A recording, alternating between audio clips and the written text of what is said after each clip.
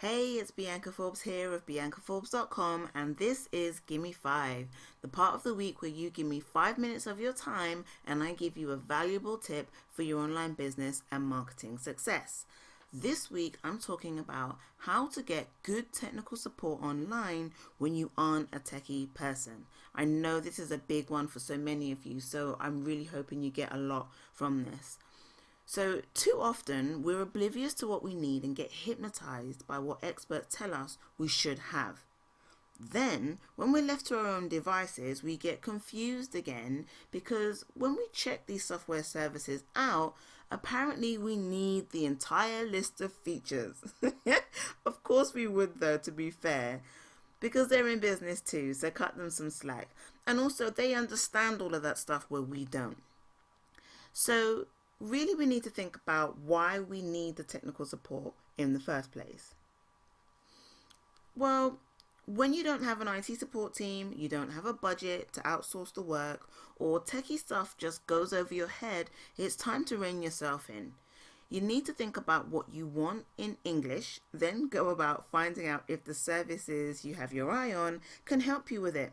By the way, you don't need to know tech talk to do this. That's why you put it in English first. Okay? Getting all the should have gadgets and latest trends can cause you a lot of unnecessary headache. Trust me. And to make matters worse, you end up having to start all over again when you don't know enough about using all these things. Let me tell you, I've had 5 websites using 3 different platforms, 2 web hosts, 3 email marketing systems, used 4 video creation tools, 2 audio recording outlets, and a whole load of mistakes getting used to them before coming up with my technical support checklist.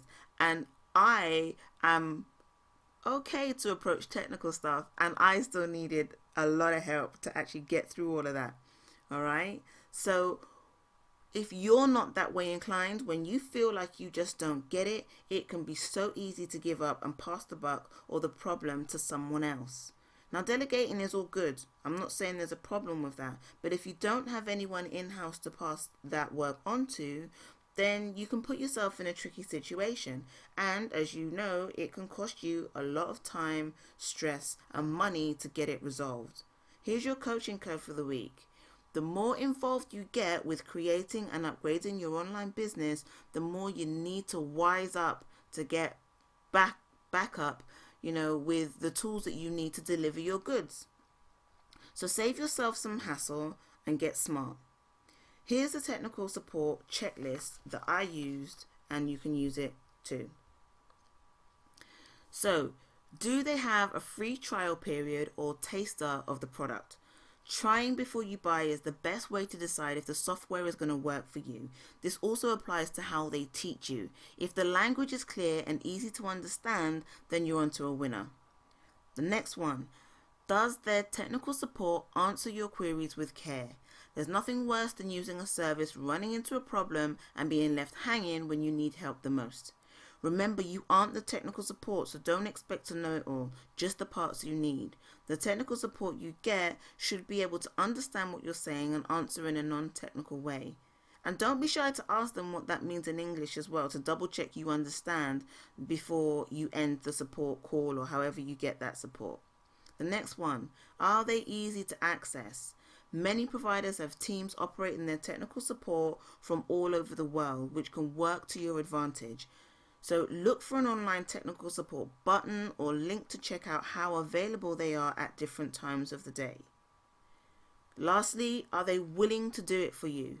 I'm talking here about either solving the problem for you, doing it with you, or showing you how to do it step by step by a manual, any other kind of guidance.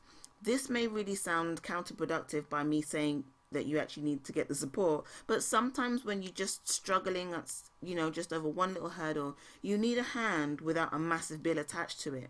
And if you're paying for a service already, hand holding from time to time is not a bad thing at all. Some of the best support I've had over the years has actually been with IT people who are often more than happy to help resolve the problem. Believe it or not, they can actually be more customer friendly than people who actually work in customer services. Okay, time's ticking. Let's get on to the action for you this week.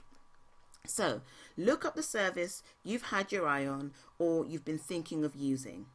Then, ask them for help or inquire about their services.